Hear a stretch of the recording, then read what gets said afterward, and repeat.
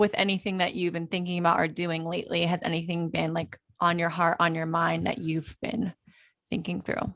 Yeah, actually, a lot of us go through this off the show. I swear. It doesn't matter Oh if yeah. you're super, super popular or if you're not, if you're night oneer, it doesn't matter where you are, but you have this weird, like, I don't know, like this weird moments where you do kind of lose yourself in a sense, but you have this weird moment where you realize you have to like find yourself again and you have to like find your identity again because like the show is no longer a part of my life. Don't get me wrong, like, I have the podcast, I watch it, but like I'm never gonna go on the show again.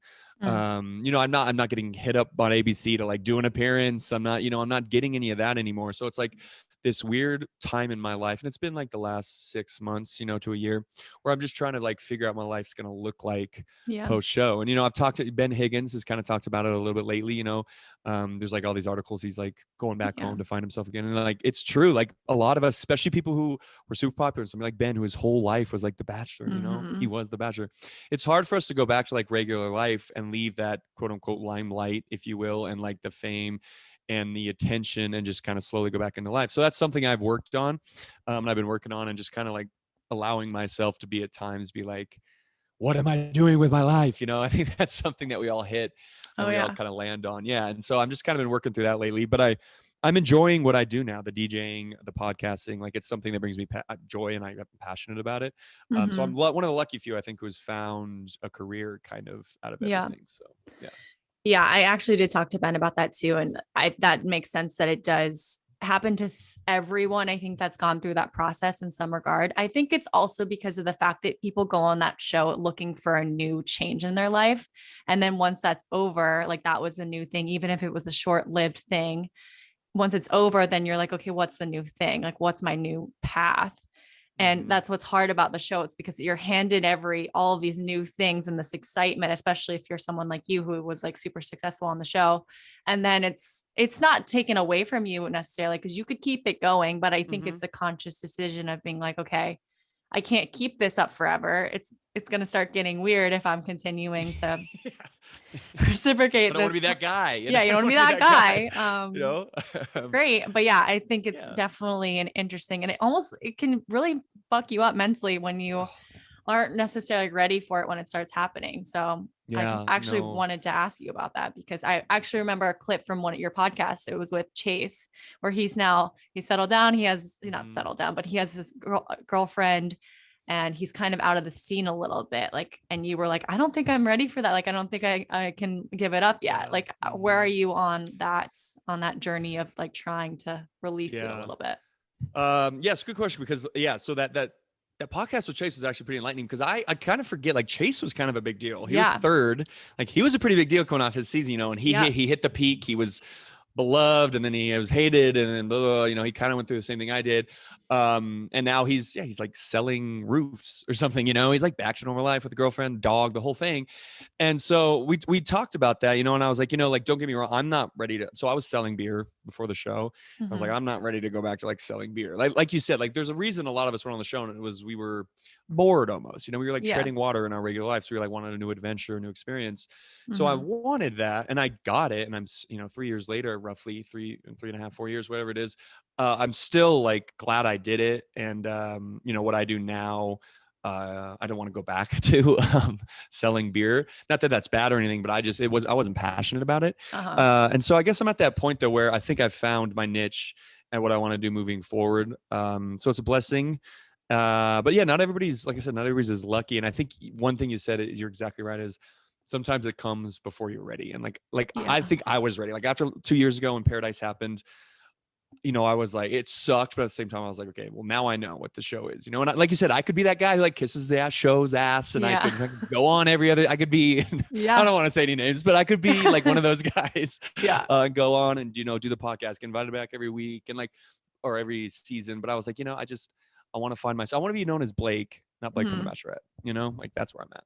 That's awesome. Yeah, I think you found a good mix of it, because you're still in it. Like, people still ask you questions. And then Mm-hmm. like I was even reading some articles that you've like been in headlines about, like things that you've said have been Yeah. controversial, which is like you're still in it a little bit, but it's a Yeah. nice in Mm-hmm. and out where you're kind of finding the balance of it. And I like that you are now going off onto things that you're passionate about, because it just feels like you are much more, because I remember you right after Paradise, because that's when we became friends. And this is a completely different Blake from like that post show Blake. Like this is a whole new side, which is awesome to see, because thank you.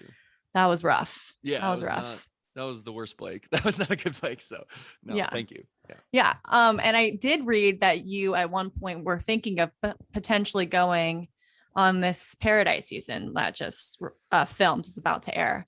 So what, and I heard like rumblings of this, and I really was hoping that you didn't do it just for like your mental sanity, and just, I couldn't watch your demise again. So what ultimately, like, why were you thinking about it? One, and then two, what ultimately led you to not accept?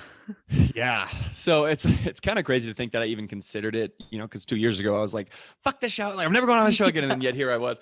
But and that's that weird thing that this like weird power the show has over us. But it's so funny because I've talked to so many people and they're like, I heard the rumblings that you were talking to producers, and thank God you didn't go. I'm like, why didn't you call me and be like, Blake, don't go? Like everybody would like secretly was like, Blake, you shouldn't do it. You shouldn't do it. But yeah, I'm glad I didn't. Like I was, so there was a certain reason I was going to go. And I kind of got to the point where it was now or never. Like I think it was maybe 4 or 5 days before flights were happening and people were going down, and I was just sitting there, and I was like, I had gone through testing and had the conversations, and I didn't get a, hey, we're going to bring you down today or blah, blah, blah, blah. I hadn't gotten that yet, but I just all of a sudden had this like epiphany, and I was like, what am I doing? What am I doing? And I texted one of the executive producers and I was like, listen, I know you're busy right now, but I'm going to take something off your plate. Like, I can't do this. I appreciate you, like, having the conversations. And if there were any hard conversations that you had, so, I apologize if you went through some trouble to try and get me back, but like, I just can't do it. I don't, I don't have any necessarily, I mean, don't get me wrong. Like I was very angry for a long time at the show, and I still, in a sense, am. But at the same time, it's like, I'm grateful for what that show has done in my life. But problem is, I don't think I could go back on that show and be myself. I just have so many walls up now, so many guards up. I don't trust cameras. Like I just don't trust producers, and I don't trust even other people on the beach. And so that's just, the one thing to be quote unquote successful, which in my eyes is like fall in love. You have to be open. You have to be vulnerable. And that's how you are in that situation. I don't know if I could be in that environment again. So I was very much at peace. Like as soon as I sent that text message, I was like, oh, that feels good. Because there's just the pit in my stomach was like, don't do it, don't do it. But my head was like, you should do it. So I'm so glad I didn't. And I'm very much at peace with the decision. There you go. That's when the decision is right. When you feel like a weight lifted off your shoulders, when you finally make it. Because I just know that if you would have done it, it would have just been blown up in your face. And I'm so happy for your sake that it didn't happen, just because. I mean, that environment. I've talked to so many people, and I only know 2 people that came back and were like, yeah, had a great time. Everybody else was like, fuck, this is brutal, So like you literally have to be in love from day one and both be on the same page in order to have a good time. And that's almost 0% of people that happens to. Yeah, it's going to be interesting Paradise. I've heard a lot of different things, so it should be interesting. I'm excited to watch it. I am very excited. You mentioned this to the franchise being on rough footing right now. Like, and I've seen you talk about it. Your prediction was after Michelle's season, that was going to be the final Bachelorette season. I think you kind of took that back a little bit, but what is your thoughts on whether the franchise is going to continue on?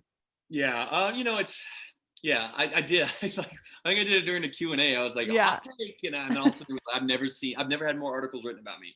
It was insane. And I was like, holy shit. I like people, of course, headlines got out of control. I think it's because everyone was thinking it, but you said it.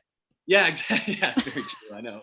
And I have talked to a lot of people that like are way closer to the franchise than me, and I'm not the only one that thinks that. And it is struggling. And I don't necessarily think it's something. I mean, they've made some mistakes over the last few years for sure, but I don't think it's necessarily like if they would have done one thing differently, it would have saved the show. I think network television in general is dying. Like the only thing I do watch is Bachelorette and some sports. Like that's it. Otherwise I watch Netflix or I watch HBO Max or whatever it is. So in general, network television is dying, but also I think the idea and the premise of the Bachelor and Bachelorette has become a bit outdated. Now, that's not saying they can't change it. What I still do think, I don't think The Bachelor's been picked up yet. I don't think it's been renewed after Michelle's season. It hasn't been. But I do think it'll probably happen. But I think that will be the telling. Like if that season bombs, I don't think it's come back. But if it doesn't come back, I think, or let's say it gets canceled after whoever, I think it's be Michael, but whoever's the Bachelor, I think it might go away for a couple years and then come back rebranded and bigger than ever. Or it gets picked up by whether it be, on Netflix or whatever, or Fox or somebody, and the show is too successful. It's the most successful show maybe ever created to just all of a sudden never have it again. But I think it does need rebranded, and it needs something new, something different, something to start that spark again. These are valuable points. Yeah, like it's a matter of whether they're okay losing viewers in order to create what this new thing is. They're going to have to lose viewers in order to make it new. But if they keep it going at this rate, they're already losing viewers with what they're trying to kind of like, they put like little fixes on things and it's still kind of the same premise and then add another little fix. And it's like, unless we just shift it completely, then. And can you imagine if let's just say it ends this year and 3 years from now, it comes, all of a sudden you see that ad on TV and it's like The Bachelor is back. Oh my God. And it would be like, I think it'd be huge, Yeah. I think that's what they need to do. But yeah, I don't know, we'll see. That sounds awesome, actually. Because I would be excited. It'd excite me. Also produce a lot of fear. I don't know why. Just like a scary, like they've rebranded. Now it's this like even bigger entity than it already is. Like it's almost a little terrifying to think about, but also could be really cool. Yeah. Who knows? We'll see though. I don't know. We'll see. I'm not on the board of ABC. Yeah. We have no say or any sources really, but we're just debating at this point.